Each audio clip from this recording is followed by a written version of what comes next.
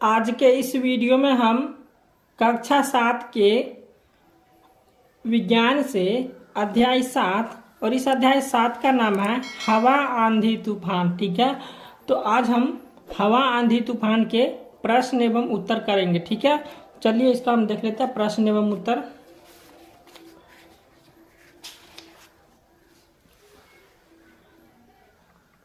तो यहाँ पे जो है हमारा पहला प्रश्न है कि सही विकल्प का चुनाव कीजिए। ठीक है, और इसका एक नंबर प्रश्न है कि पवन दिशा सूचक का उपयोग किया जाता है। तो पवन दिशा सूचक का उपयोग किया जाता है पवन की दिशा जानने के लिए। ठीक है, तो इसका एक का हो जाएगा ऑप्शन नंबर ए।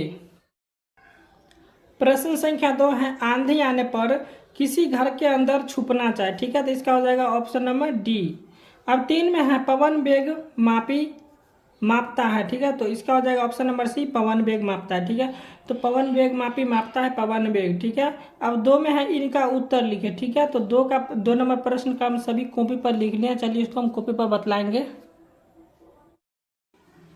प्रश्न संख्या 2 है इनका उत्तर लिखे। ठीक है, और 2 का ए में है कि आप यह कैसे कह सकते हैं कि हवा गर्म होने पर फैलती है। ठीक है, तो ए का उत्तर हो जाएगा कि 3 समान आकार के बोतलों पर बारी बारी से समान आकार के बैलून को कसकर बांध दीजिए। ठीक है, और अब इसमें से एक बोतल को एक मग में जिसमें गर्म जल हो रख दीजिए। ठीक है, तो एक बोतल को एक मग में जिसमें गर्म जल हो रख दीजिए और दूसरे बोतल को सामान्य जल के मग में रखिए तथा तीसरे बोतल को ठंडे जल वाले मग में रखिए और कुछ देर बाद अवलोकन करने पर हम यह पाएंगे कि गर्म जल में रखने पर बैलून फूल जाता है। ठीक है, तो यही है प्रश्न संख्या 2 का उत्तर। ठीक है, अब प्रश्न संख्या बी है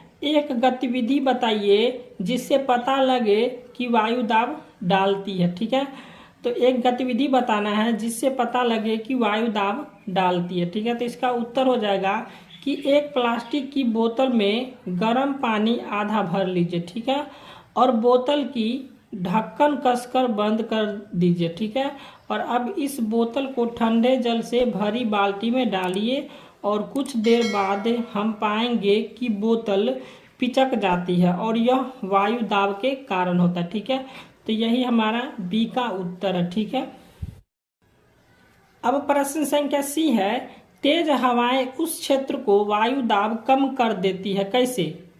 ठीक है, तो यहाँ पे तेज हवाएं उस क्षेत्र की वायु दाब कम कर देती है, कैसे? इसका उत्तर हो जाएगा कि गर्म होकर हवा ऊपर की ओर उठती है और उस खाली स्थान को भरने के लिए तेज हवा वहां आने लगती है। ठीक है, और इसका कारण वहां वायु की कमी है और वायु की कमी के कारण वायु दाब कम हो जाता है और तेज हवा आने से पुनः वायु दाब कम हो जाता है। तो यही हमारा प्रश्न संख्या सी का उत्तर है। ठीक है, अब प्रश्न संख्या डी है आंधी में कमजोर छप्पर क्यों उड़ जाते हैं। ठीक है, तो इसका उत्तर हो जाएगा कि आंधी में कमजोर छप्पर इसलिए उड़ जाते हैं क्योंकि आंधी के कारण छप्पर के ऊपरी क्षेत्र में वायु दाब घट जाता है और छप्पर के नीचे का वायु दाब ज़्यादा होता है और वायु का दाब